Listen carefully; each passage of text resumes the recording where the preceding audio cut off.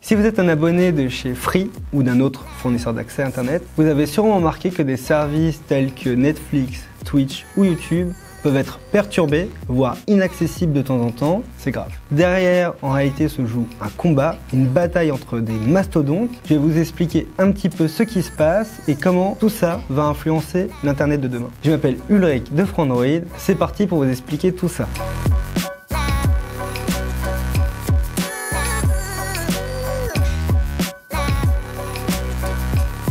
Évidemment, le sujet est technique, mais l'idée de cette vidéo est de vulgariser tout ça pour que tout le monde puisse comprendre ce qui se passe dans les coulisses d'Internet. Tous les mois, Netflix communique sur des débits observés.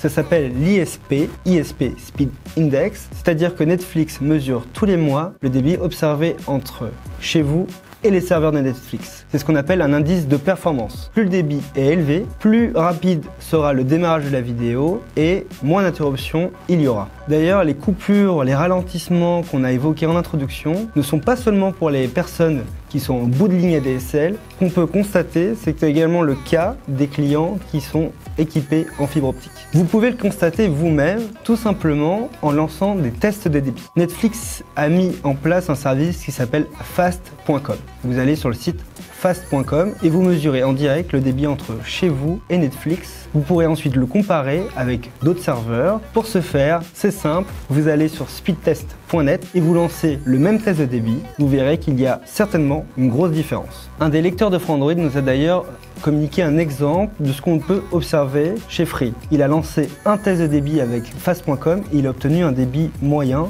de 1,3 mégabits, ce qui est largement insuffisant pour regarder une vidéo en Full HD voire même en 4K sur Netflix. Il a ensuite réalisé le test de débit sur speedtest.net et il a obtenu 792 mégabits en téléchargement. Enfin, pour pouvoir vraiment constater qu'il y avait un souci, il a mis en place un VPN. Le VPN, ça va être un intermédiaire entre vous et le serveur de Netflix. Il a donc mis en place ce VPN et a lancé le test de débit vers fast.com. Et là, surprise, il a obtenu 98 mégabits entre chez lui et Netflix en passant par le VPN, sachant que le VPN était limité à 100 mégabits, ce qui signifie qu'il y a un réel souci de débit qu'on peut observer tout simplement avec ce test. Bref, le problème principal semble être centré autour de Free, mais c'est bien évidemment beaucoup plus complexe qu'il n'y paraît. Dans un premier temps, ce qu'on peut constater, c'est les intérêts de chacun. D'un côté, Netflix veut garantir une bonne qualité d'expérience à ses clients, c'est normal. De l'autre côté,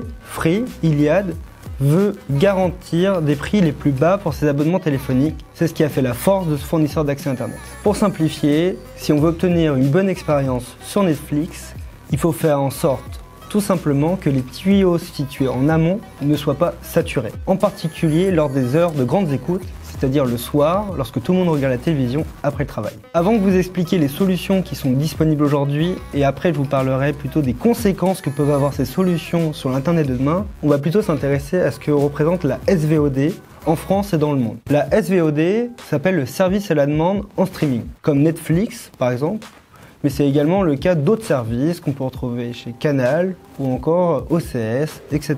Ces services, depuis quelques années, explosent. On a assez peu de chiffres en France, mais les derniers chiffres de Médiamétrie, qui datent de novembre 2017, indiquent qu'environ 21% de la population française utilise des services de SVOD, c'est-à-dire une personne sur 5. Et la croissance d'année en année est énorme. C'est une croissance qu'on estime entre 40 et 50% d'augmentation par an. Dans ce marché de la SVOD, Netflix est le plus gros acteur, bien au-dessus de tout le monde, même en France. Nous n'avons pas trouvé de chiffres concernant les fournisseurs d'accès Internet, mais il y a deux chiffres aux États-Unis qui sont particulièrement impressionnants. Le premier, c'est qu'en 2017, les services de SVOD occupent 36% du trafic global aux États-Unis. Donc 36% du trafic est occupé par les services de SVOD et principalement par Netflix. Il y a 70% lors des heures de grandes écoutes après le travail qui est occupé par les services de SVOD. C'est-à-dire de les services de SVOD, on va avoir du Netflix, YouTube ou encore Twitch. Vous comprenez donc un peu mieux maintenant ce qui se passe dans les coulisses d'Internet. Les tuyaux qui servent à transférer les données entre vous et les serveurs sont complètement saturés. Et Free estime que c'est aux mastodontes comme Netflix de financer des tuyaux plus gros pour pouvoir faire passer davantage de données et donc fournir une meilleure expérience aux utilisateurs. La situation actuelle est complètement scandaleuse, en particulier pour les abonnés free, ceux qui payent dûment leur abonnement Netflix et qui ne peuvent pas en profiter pleinement. Ces clients sont au milieu d'une bataille qui les dépasse complètement. Cette situation a même un impact sur d'autres secteurs comme le piratage de films et de séries. Ça paraît normal, les utilisateurs veulent suivre leurs séries et leurs films, ils sont donc incités à les pirater puisqu'ils ne peuvent pas y accéder normalement à travers les services légaux. Heureusement, aujourd'hui, on envisage deux solutions pour régler ce qu'on peut observer par exemple entre Netflix et Free. Mais derrière cette bataille, il y a un enjeu encore plus important, c'est l'enjeu de la neutralité du net. Je vous en parle après vous avoir présenté les deux solutions. La première solution de Netflix, elle se nomme Open Connect. Alors je tiens à préciser, je vais vulgariser et tout simplifier. Vous avez bien compris que la solution aujourd'hui pour les opérateurs et tous ces services est de disposer d'une bande passante suffisante pour gérer la hausse de la demande. L'idée d'Open Connect est de décharger ce qu'on appelle les CDN traditionnels, et je ne vais pas rentrer dans les détails, mais de décharger les intermédiaires qui gèrent les câbles et le réseau.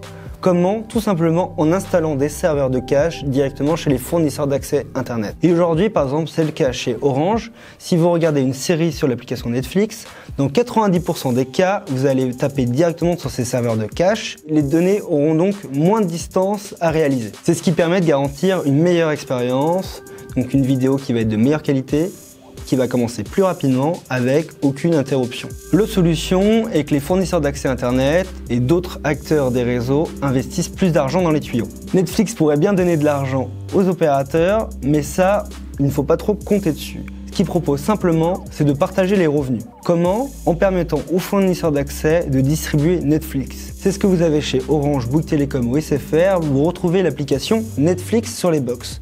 Lorsque vous utilisez Netflix sur les box des opérateurs, simplement, Netflix va donner 12% du prix de l'abonnement aux opérateurs. Ça n'augmente pas le prix de votre abonnement Netflix, mais ça permet aux opérateurs de financer la taille des tuyaux et la mise en place de nouveaux tuyaux. Xavier Niel, fondateur de Free Iliad, estime que 12% c'est insuffisant. Il met donc la pression à Netflix en refusant d'intégrer Netflix sur les Freebox, mais également en ralentissant l'investissement dans les tuyaux. Le risque est double pour Free et Netflix. D'un côté, les abonnés peuvent être tentés de passer à la concurrence pour accéder à Netflix convenablement. De l'autre côté, les conditions économiques imposées par Netflix peuvent obliger Free à augmenter le prix de l'abonnement pour les clients. Cette bataille qui se joue en France a eu lieu dans d'autres pays et en particulier dans le plus grand marché au monde, c'est pas la Chine, c'est l'ancien marché, celui des États-Unis. Aux États-Unis, Netflix a accepté de financer une partie des interconnexions et des autres nœuds du réseau. Et si vous avez suivi l'actualité ces derniers temps, vous avez remarqué que tout ça est en lien avec la fin de la neutralité du net aux États-Unis. On peut donc imaginer, dans un futur proche, ou c'est peut-être déjà le cas,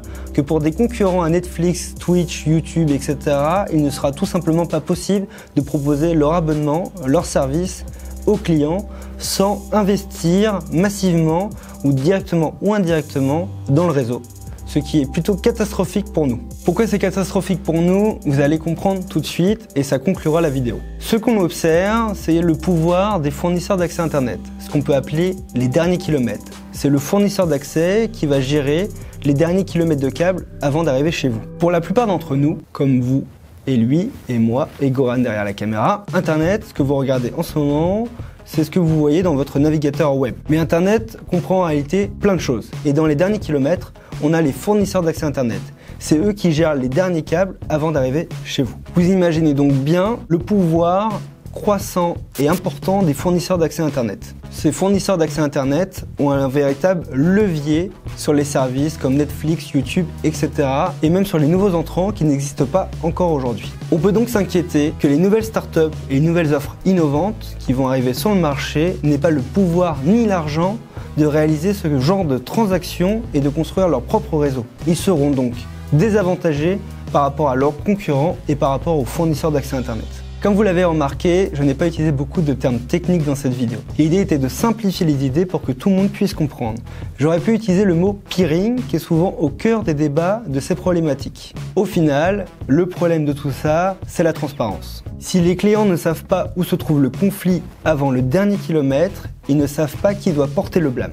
Il est donc important de comprendre avant de proposer des idées, parce que l'enjeu est important, on parle quand même de l'avenir d'Internet. Merci à vous d'avoir suivi cette vidéo, n'hésitez pas à poser vos questions en commentaire, et si le sujet vous intéresse, on pourra rentrer en détail sur des petits éléments qui ne sont jamais anecdotiques. Ciao, à bientôt.